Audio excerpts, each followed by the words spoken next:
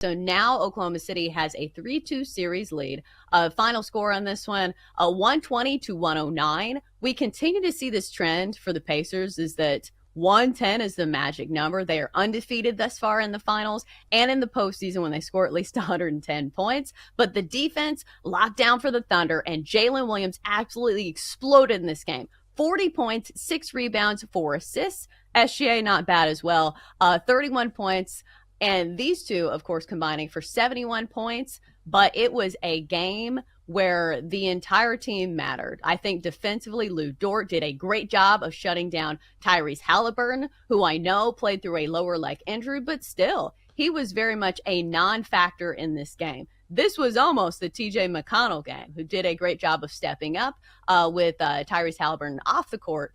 But still, Jenks, it looks like in a war of attrition, feels like the Thunder have the upper hand now, and the books are kind of pointing us in the right direction, or at least it feels that way. We kind of balked at some of these prices because earlier in the series, the Thunder were still sizable favorites when it came to the series prices. But the more the series goes, the more I'm leaning towards the Thunder winning the NBA Finals. Yeah, I'm sad. I'm so sad. It's over. Series is over. It's over. And I was on the Pacers train for a long time. I have done nothing but pound the table for the Pacers. The Pacers. So this is one of those things where both things can be true, right? Because the Thunder absolutely deserved to win last night. They were really clutch in Game 4, SGA in particular, late in that game. Last night, you mentioned that lockdown defense. The Thunder, throughout the regular season, for most of the postseason, have had the best defense in the NBA. That gets overlooked. So they played to their full potential last night in Oklahoma City, and they've been awesome all season, even during the playoffs, recovering from losses like they did when they were down 2-1. So full credit to Oklahoma City. But there is no way the Pacers can win now with Tyrese Halliburton banged up. They just can't. And to the Pacers' credit, no one is making excuses. I'm not making excuses. Injuries are a part of the sport. That's the way it goes. But Tyrese Halliburton, as a lot of people have pointed out, and I think rightfully so, for the Pacers to win, he has to be aggressive and he has to score. When Tyrese Halliburton scores 20 or more points, the Pacers are 8-0 in the playoffs. And now he can't score. He had 4 points in last night's game, 0 for 6 from the field. I mean, he's out on the court. He's doing his best to distribute, but he can't score. And he can't. Like, he re-injured that leg. He came back. It's wrapped up. He's doing his best. It's just not there for him. And so when you take a guy that important to the Pacers lineup out of the mix, at least scoring-wise, they're not going to be able to keep up with the Thunder. So I think this finals is done.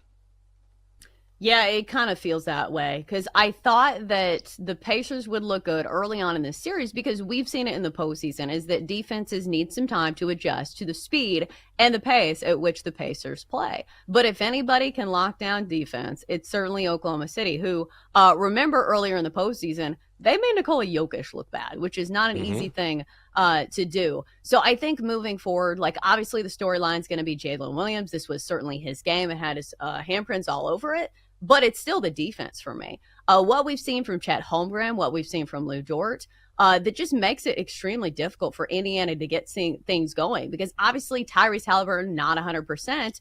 But even if he was, you know, we have seen Oklahoma City kind of have his number. And he was not effective in this game, even when he did try to shoot. So I think moving forward, it does look like the Thunder. But here is the rallying call, I think, for the Pacers, is that they've done this time and time again. They have come out of holes in which nobody expected them to crawl out of. They have been undervalued all postseason long, and nobody expected them to be here. So, Jenks, do you think there is a glimmer of hope for the Pacers? I feel like if you ask them, they're still very much in it. Nah. I mean, I hate to be so defeatist.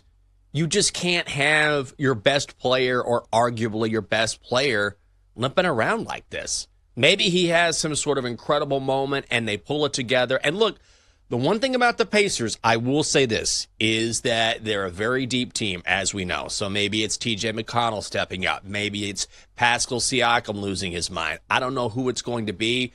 But there's no question that I feel like Siakam is the heart and soul of this team, but Halliburton's game, that's when he is aggressive the way he is, distributing and scoring. And think about how many clutch shots he has hit late. Like, that's another thing, too, that if it's tight late, you want to go to your guy who right now is not the same.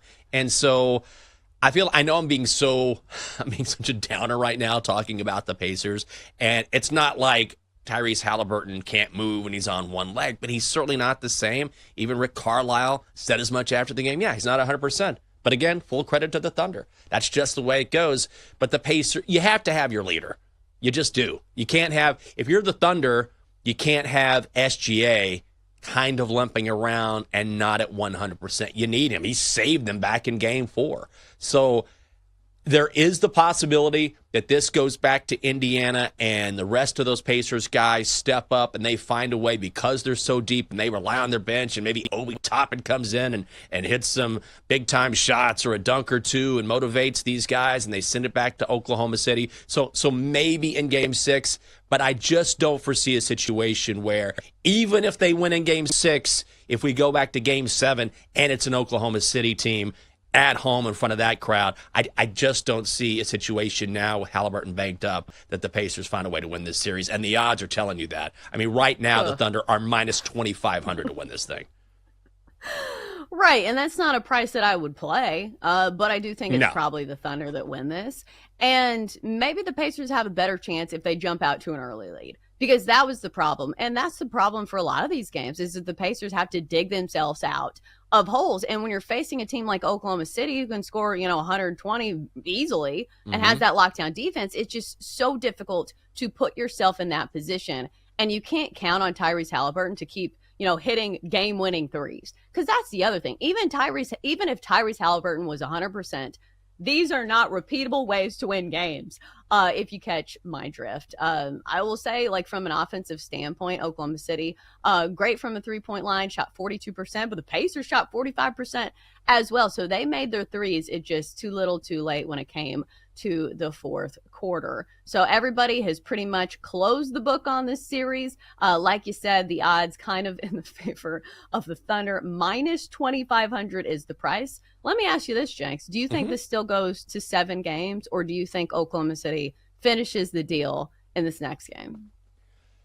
I think I would take the Thunder.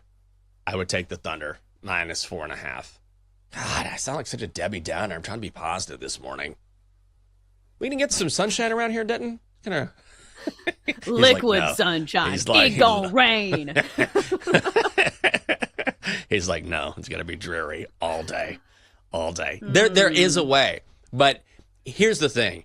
You can't quantify what this does to the Pacers mentally. And there's a difference. There is a difference between, okay, we're down in this series, we always rally, and okay, how are we going to get it done when arguably our best player is clearly not the same? Tyrese Halliburton had 4 points. 4. Like, that's just not a recipe for the Pacers. He was 0 for 6 from the field. He's a decoy out there. So he's not the same player. And look, that's sports. That's the game. Sometimes big names get banged up, and that's the way it goes, and it's a real bummer. But now that the Thunder know they're this close to the title, now that they just finished winning in Indianapolis, and now that Tyrese Halliburton is clearly not 100%. And by the way, he re-injured a previous injury. It's not like this is something that he's been battling and now we're leaning into it. No, he re-injured it last night. That's why he left the game and then came back. So things are more serious than they were just a few games ago. I think OKC closes this out.